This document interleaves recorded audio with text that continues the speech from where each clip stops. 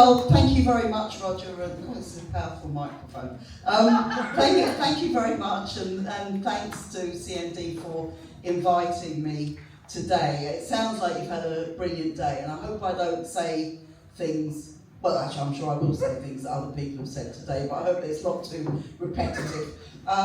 Because as Roger said, and as I think, you know, we're all aware, and this is why we're here today, the world's probably a more dangerous place than at any time, I'd say, getting on for since the Second World War. I mean, you can argue about the various flashpoints in the post-war world, but pretty much we are now in a situation which, certainly for somebody of my generation, I don't think we would have believed was possible if we thought about it 10 or 20 years ago, that we would have thought, you know, that we grew up in a period where people had been through major wars, who'd been, you know, I was brought up by people been involved in the Second World War, and so were all the kids down my street, everybody. You know, when it was a sunny day, the dads used to get out their khaki shorts, because in those days you didn't go to Primark, and you know, they'd all been in some sort of battle around the world, and they'd been prisoners of war. So people were very, very aware of what war meant and what it meant. Indeed, my primary school had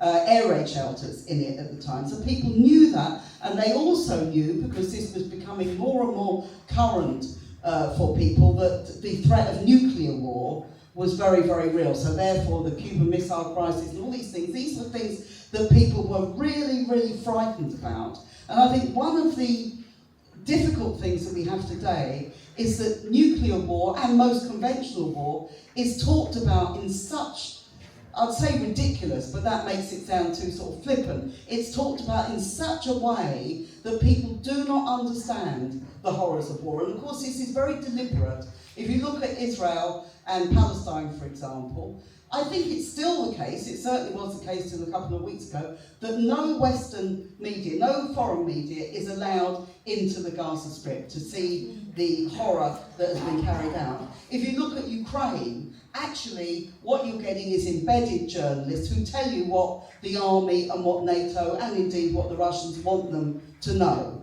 That's the truth. You're not getting honest war reporting. I heard Don McCullin on the radio the other week, who's now in his 90s, very famous war photographer, particularly around Vietnam. He said, I couldn't do it now. He said, too dangerous with the weapons that they've got, but also you couldn't do it for a whole number of other reasons. You're not allowed anywhere near, and it's completely, talk about the fog of war, and the way that war is portrayed in the media, the way the Second World War is talked about more now, probably, than at any time since the Second World War, ridiculously, because it's a completely different thing. So these, I think, are some of the questions that we've got, and one of the things is obviously how we make people aware of what war is really about. And we've got this weekend, the talks about the peace proposals coming from Donald Trump and from the Russians over Ukraine. Now, isn't it an amazing thing that you've got the peace proposals that Donald Trump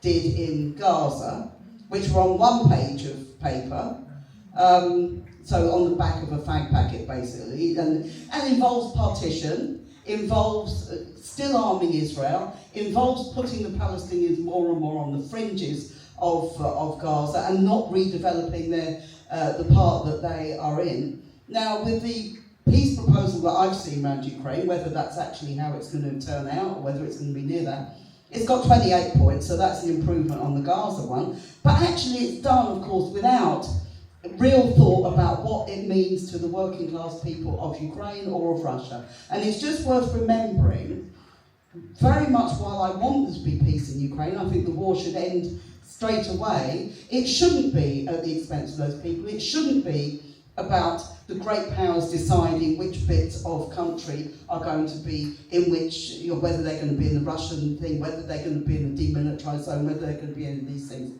It's estimated, Trump's estimate is 1 million Russians have died in the last 4 years in this war. His estimate is that 700,000 Ukrainians have died. Now that's nearly 2 million people. And if you look at what Russia has got in terms of territory, it's 12% of Ukraine if you don't count what already, for example, if you don't count Crimea, which was a totally much earlier thing. So people are dying in a war which is like the Iran-Iraq war of the 80s, or it's like the war of attrition of the First World War. Terrible, terrible casualties, and really quite remarkable casualties in all sorts of ways.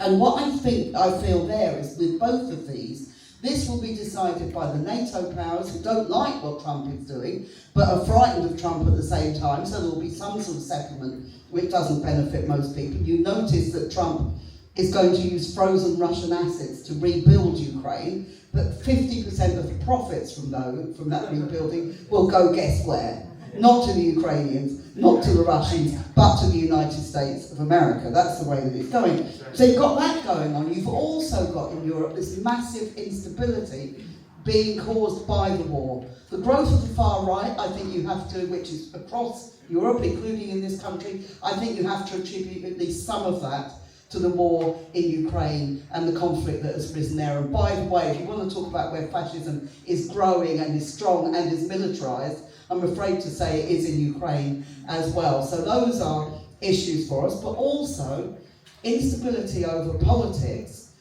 but also instability over economics, because when you look at what is happening, the EU announced the other week they want a €130 billion fund for even more military spending.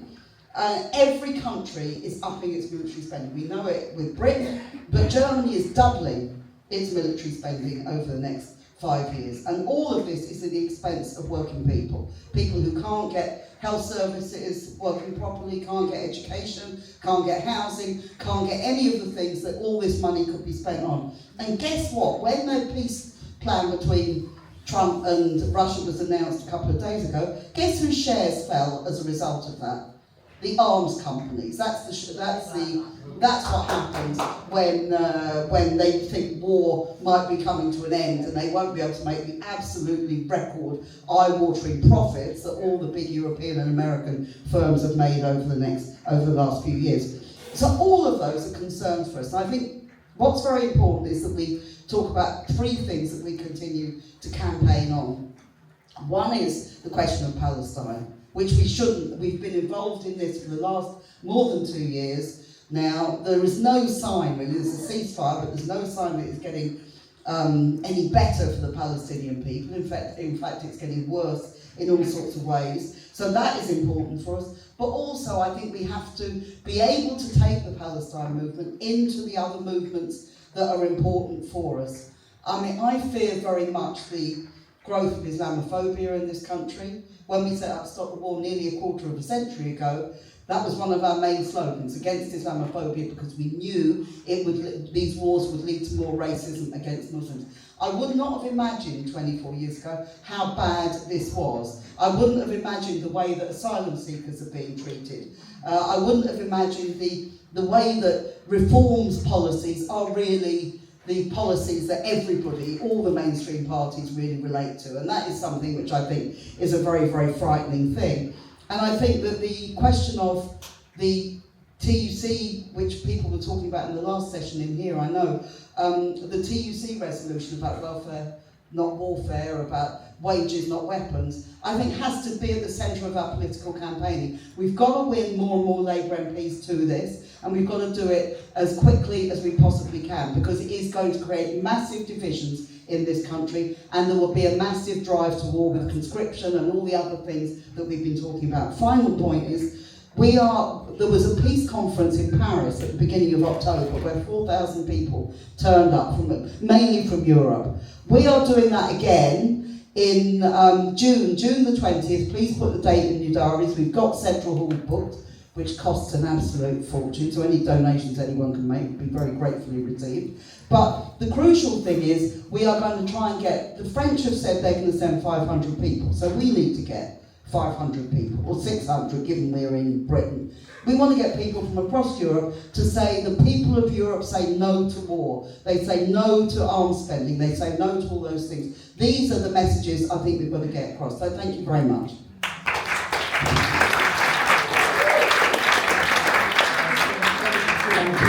Thank you,